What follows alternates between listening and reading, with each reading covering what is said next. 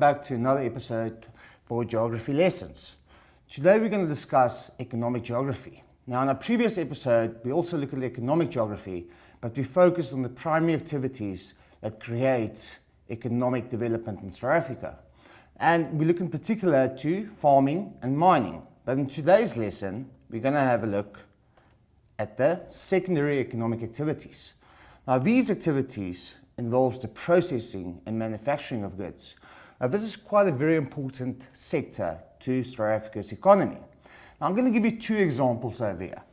The first example I'm going to use from a primary activity of farming and mining that we discussed in the previous lesson. Now, if I take farming for example, let's talk about grape farming taking place down in the Western Cape. So basically what happens, grape farming takes place. What do they do with the grapes? They process it, making wine from it, and then we ship it away. So where the processing takes place and they take the grapes and turn it into wine, that's a secondary activity. The same involves with mining. Let's say for instance the primary economic activity is coal, and then what do we do with the coal? We process, manufacture it, and we generate electricity from it. Or in this case we use Sasol as an example, making petrol out of it. Now if you look at the notes quickly, it involves the processing of the raw materials and manufacturing of goods. And we use this word industries for secondary activities. So if there's a industry involved, you will note that it's a secondary activity because the raw materials are being processed. Now here's another example into farming, sugarcane farming. Now it's an industry with the sugar refineries. The term is wood, for instance, forestry is another example. The wood shavings are being used for paper. That's the processing of the wood to make another product. And we can look at stock farming as well as an example. The cow hides, they turn into the leather after the cows, for instance, being used for their meat. They can have another purpose, use their hides for leather, and then processing it, manufacturing in industries, making shoes or handbags out of it. Now we've got two different types of industries. Now we discussed it in our last lesson when we looked at the urban profile. Now we got light industries and we got heavy industries. And I hope you paid attention. When you look at the light industries, it's usually very close to the CBD and close to suburban areas. But our heavy industries are usually on the outskirts, on the rural-urban fringe. Now, if you can remember what the rural-urban fringe is, it's that transition zone from the urban areas to the rural areas. Now, if you just quickly look at a couple of examples, a light industry, it's like jewelry making, clothes factories, computer manufacturers, food and beverage. Now, the light industries will usually be very close to your consumers. The simple reason for it, because if you look at this example over here, it can be perishable, means the food can go off. So they need to be close to the consumer so the consumer can still use it and the product is still fresh. If you look at our heavy industries, for example, that's our power stations, iron and steel factories, motor vehicle factories, and paper mills. They will usually be on the outskirts of city areas or suburban areas, mainly because of the amount of noise pollution and air pollution that they create. I mean, if you look at a power station, most of South Africa's electricity is still generated by coal power stations. If you look at the location, I've already mentioned it, in the city, in the CBD, or the zone of the DK. We discussed that also in the previous lesson, as the area just surrounding the CBD. Or many places have industrial estates, an area that's specifically for light industries. And very importantly, when we place these industries, we always make sure that they're close to many transport routes and easy access to main roads. Now, as you can see, the heavy industries, for example, is usually on the outskirts and sometimes very close to the source where the raw material is being extracted. Now, as you can see with the light industries, the raw material that's being used is very small, maybe partially processed. For example, let's take the jeweler, for example. If you look at the quantity of diamonds, it's not going to be massive when he's making the rings and designing the rings. But if you look at heavy industries, and I'm going to use a coal power station once again, it's usually large and bulk, and it's not processed. So they take the raw material and they process it to turn it into something else what they need to use it for. The land requirements, no specific needs. It might be in multi-story buildings. But if you look at the heavy industries, a couple of things need to be important over there. They need to get water, enough water. They need flat land and usually single-story buildings. If you look at the infrastructure, it's using existing road networks and local power supply. So that's, for instance, same electricity that me and you use in our houses, supply these businesses with electricity as well as services, so, such as sewage, such as water, and such as electricity. Now, as you can see, these infrastructure change for heavy industries. They need to have access to railway lines and to major roads, and obviously water supply and power supply. Environmental impact. When we discuss environmental impact, we mainly look at pollution. Now, very little impact on the surrounding area. Most of the impact that this do create is for your urban heat islands. It might create higher temperatures in your urban areas because of the amount of pollution that they create. But your heavy industries, like we discussed previously, usually on the outskirts because it utilizes a large amount of water, if you think of your mining industries, and it creates a lot of air and noise pollution. If you look at our next slide, if you look at the industrial development in South Africa. Now, I've explained it to my grade 12s before. The thing is, South Africa is quite a rich country in raw materials. We've got gold, platinum, coal. But the problem is we don't process all of it. We usually export it.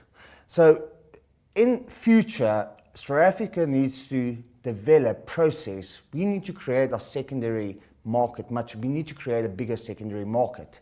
If you look what the notes tells us, the availability of raw materials in South Africa has led to the development of large industries or factories.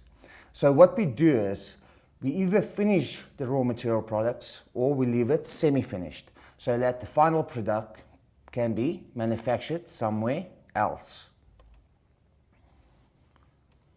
Now, if you look at the factors affecting the location of an industry, we've already discussed it. If you look at the difference between the light industries and the heavy industries, there's quite a few factors. And the ones that we need to concentrate on is where the raw materials is. How close are the natural resources or raw materials to the industry to make this product? Now, it's pointless to be a great distance because, like we've mentioned in that table of the heavy industries, they're transported in bulk. And obviously, we need to keep in mind the distance between the market and the raw material is cost effective if it's closer to where the raw materials are situated. And then, like I've mentioned, where's the market? How close is the market so that we can sell this product? Now, keep in mind, it needs to be cost effective. So how closer the market is to the raw materials is cheaper for the companies and it's more profitable. Now, the following factors can also affect the location of the industry. Transport, once again, major transport routes between the industry and the raw materials, very importantly, and then energy. Now, unfortunately, if you don't have energy, you can't be profitable, you can't make money. So it's very important that these companies, these industrial companies, have consistent electricity to process these raw materials and eventually to make the final product, manufacture the goods. Vitally important. And unfortunately in South Africa, we kind of struggle with the demand for electricity because of the growing population. But the government did make plans, for instance, Cougar, and we try renewable energy these days to improve our energy sufficiency. Now, just like the same with our farming and mining, the reason why industrial development can be promoted, what's the factors promoting industrial development in South Africa, is once again, we have a wide range of different industries. And with that, we have different many raw materials. So we can basically process many things from our raw materials. As you can see over there, a wide range of raw materials support different productions. Now, very importantly over here, a well-developed infrastructure like roads and railway lines, water and electricity assist industries to do business. If we are sufficient and we have got decent roads and railway systems, it's easier to get the product from point A to point B. And obviously with enough water and electricity, the companies, industrial areas, the companies can work and can be more profitable. So it's very important that they have these basic necessities to make a success of their company. Now, the availability of cheap level land makes it cheaper to develop industries. Now, keep in mind, if you want to build a factory, it's much cheaper to build the infrastructure on gentle, flat gradients than on hilly landscapes. And then once again, we saw it with farming and mining as well. We've got a large scale of unskilled and skilled labor force. Now, we discussed it in the last lesson. Unskilled is basically people who's not qualified. It's your basic laborers. If you look at skilled workers, it's people who's got qualifications or degrees, who knows the industry and has got exceptional knowledge in the industry that they are working. Now, unfortunately in South Africa, we got also factors hindering the industrial development in South Africa. It means we can't expand because there's some problems that arise from it. The biggest one is the distance between South Africa and the foreign markets. Now, if you look at it, most of our raw materials that we do mine are being shipped off to China, and that's extremely quite far. So the increase in transport cost makes profit less, unfortunately. Now, we did mention that we have unskilled and skilled labor force, but there's a shortage of skilled labor. Many of our skilled labor force do their trade in other countries, in foreign countries. Obviously, they might get paid more, or they get better living conditions, standard of livings in those countries. Now, basically what happens, what does South Africa do? We need to get skilled labor force from a different country, and because of the exchange, we need to pay them much more than we would have paid our own people. Now, a big concern, we looked at it in mining as well, is our labor strikes.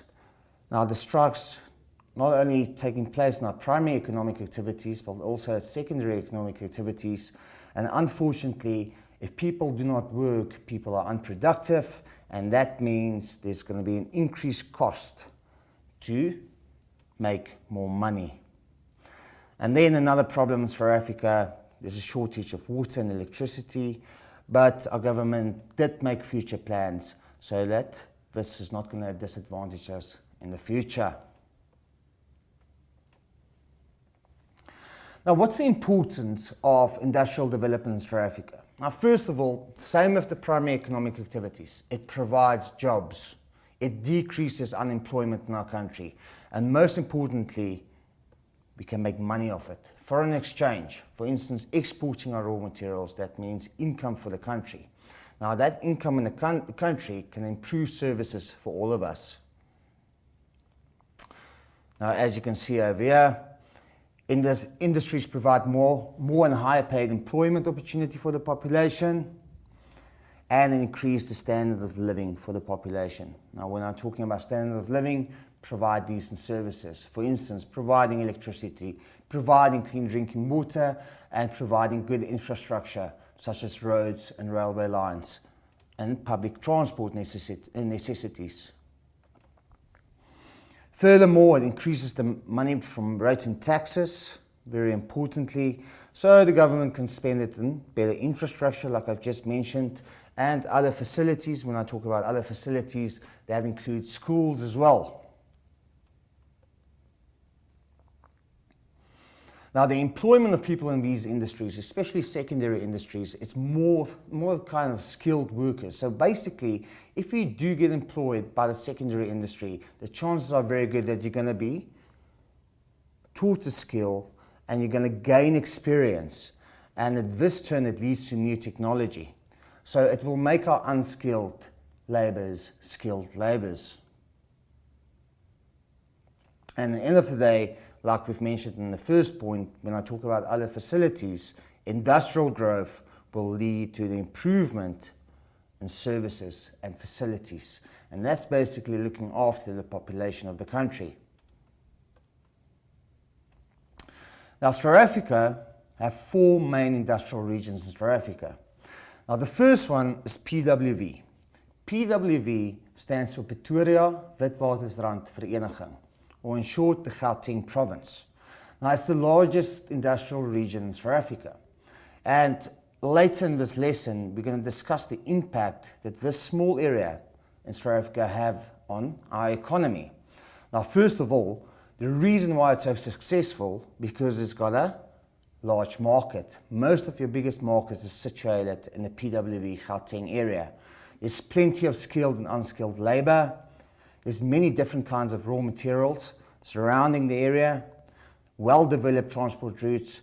I mean, if you look at Gauteng itself, it's where the N1 and the N3 meet. The N3 travels from the PWV straight down to Durban, so it's easy access to the harbours over there. There's access to money. There's a lot of capital from banks and investors. If you look at Sandton for itself, a lot of quaternary activities taking place there, and a lot of people with money who wants to invest in industrial development. If you look at the kind of industries that we find in the area, it's usually chemical factories, iron and steel factories that we usually find close to Vereniging, like African Steels, food and drink beverage factories, and motor vehicles are situated over there. Now, if you look at the next one, and we actually concentrated that in 2007 in the final November exam, was the Durban Pinetown industrial area. Now, this is the second largest area. The simple reason why is because of the transport routes that we find between Gauteng and Durban.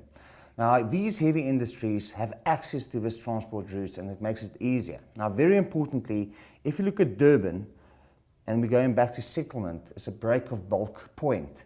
Now, it's an urban area. Now, if you can remember what that break of bulk point is, it's got 2 separate systems of transport. It's when one form of transport are being used towards another form of transport. For instance, the shipping coming in from China, it leaves the harbour onto the trucks and eventually being transported to Gauteng. After the break, we will quickly continue looking at Durban Pinetown as the industrial area. See you in a bit.